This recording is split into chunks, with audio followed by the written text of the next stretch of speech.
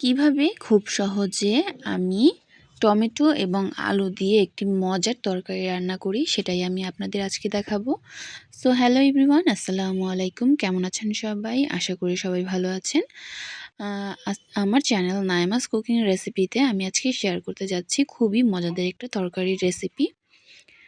তো প্রথমেই আমি এক এক করে টমেটোগুলো কেটে নিচ্ছি। একদম লাল টকটকে টমেটোগুলো আমি 4 ভাগ করে নিচ্ছি এক একটা টমেটোকে। এই যে এভাবে আপনারা দেখতেই পাচ্ছেন। সো এভাবে করার পরে আমি আস্তে আস্তে আলুগুলো কেটে নেব। এখানে আমি আলুর পরিমাণটা নিয়েছিলাম প্রায় 4 থেকে 5টা বড় আলুর সমান, কিন্তু আমার এখানে নতুন আলু ছিল যার কারণে একটু সাইজে ছোট ছিল। তো মিলিয়ে ঝিলিয়ে ওরকম 4-5টা বড় আলুর সমানই হয়েছে। তো এই তো আমি এক এক করে সব কেটে নিচ্ছিলাম টমেটো এখানে আমি নিয়েছি 4টার মতো। তো এই 4টা টমেটো দিয়ে আর 5টা বা 6টা আলু দিয়ে আমি আজকে এই তরকারিটা রান্না করব। আর হ্যাঁ, এই তরকারিটার মেইন যে একটা আম আ মাছ আছে যেটা দিয়ে আমি রান্না করব, সেই মাছটা হচ্ছে শিং মাছ। যার কারণেই এই তরকারিটা এত বেশি মজা হয়। শিং মাছ ছাড়া অন্য কোনো মাছ দিয়ে এটা অতটা ভালো লাগবে না। আপনারা শোল মাছ দিয়ে ট্রাই করে দেখতে পারেন, কিন্তু শিং মাছটা বেস্ট।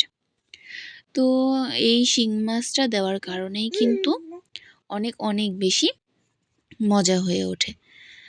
সো এই যে আলুগুলো আমি কেটে নিচ্ছিলাম, ছোলাগুলো সব ফেলে দিচ্ছিলাম। আপনারা ছোলা না ফেলে একটু একটু করে অল্প অল্প করে ফেলে দেন আপনারা এরকম গোল গোল করে কেটে নিতে পারেন। আর গোল গোল করে কাটার পরে আমি মাঝখান থেকে আবার আরেকটা কাট দিব। এই যে, আর দেখুন সাইজগুলো কিন্তু একদম আলু ভাজির মতো হয়নি, মোটামুটি বড় সাইজেরই কাটতে হবে। এই তো আমার আলু কাটা শেষ। এবার আমি চলে এসেছি রেসিপিতে। প্রথমে কড়াইতে তেল দিয়ে দিলাম। তেল দিয়ে দেওয়ার পরে পেঁয়াজ কুচি দিয়ে দিয়েছি। পেঁয়াজ কুচি দিয়ে দেওয়ার পরে দিয়ে দিলাম জিরা বাটা, একদম মিহি করে বাটা ছিল জিরা এবং রসুনটা। তারপরে আমি একটুখানি দিলাম মরিচের গুঁড়ো। তারপরে আমি দিয়ে দিলাম হলুদের গুঁড়ো। তো এই দুটো দেওয়ার পরে খুব ভালোভাবে মিক্স করে নিতে হবে।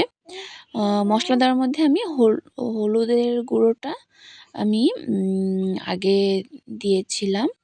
না জানি মরিচের গুঁড়োটা আমি আগে দিয়েছিলাম, তারপরে হলুদের গুঁড়োটা দিয়েছিলাম। তো এই তো আমি সব মশলাটা কষিয়ে নিলাম। তো এরপরে দিয়ে দিলাম হচ্ছে আমার সেই মজাদার মাছ শিং মাছ। এই শিং মাছটার ঘ্রাণেই কিন্তু এই তরকারিটা এত বেশি মজা হয়ে উঠবে। তো অনেকক্ষণ কিন্তু এই মশলাটা কষাতে হবে, যতক্ষণ না এই যে রসুন জিরার কাঁচা গন্ধ চলে না যায়। তো আমি কিন্তু এই মশলাটা অনেকবার কষিয়ে নিয়েছি, মোট করে 3-4 বার কষিয়ে তো নিয়েছি একটু একটু পানি দিয়ে। দেন আমি এই আলু আর টমেটো দিয়েও অনেকক্ষণ ভুনা করে নিলাম। তো ভুনা করে নেওয়ার পরে দেখা গেল যে এটা মোটামুটি কষানো হয়ে গেছে এবং কোনো গন্ধ নেই, সুন্দর একটা স্মেল বের হয়েছে। তো এইভাবে করেই আমি কতক্ষণ নাড়াচাড়া করার পর এর মধ্যে পানি অ্যাড করে দেব। পানিটা আপনারা একটু পরিমাণ মতো দিবেন, যতটুকু মানে আলুটা সিদ্ধ হতে লাগে ততটুকুই দিবেন। আর হ্যাঁ, অবশ্যই লবণটাও চেক করে নেবেন। আর আমি কিন্তু এখনও লবণ দিইনি, আপনারা দিলে দিতে পারেন। আমি পানিটা দেওয়ার পরে লবণটা অ্যাড করে দিয়েছিলাম। তো এই তো আমি একটা কাপের 2 কাপ পানি দিয়ে দিয়েছি। আর উপর থেকে এখন পরিমাণ মতো লবণ দিয়ে দিলাম। এই তো আমার এইভাবেই রান্নাটা হয়ে গেল। ঝোলটা মোটামুটি আর কি রেখে দেন আমি নামিয়ে নিয়েছিলাম।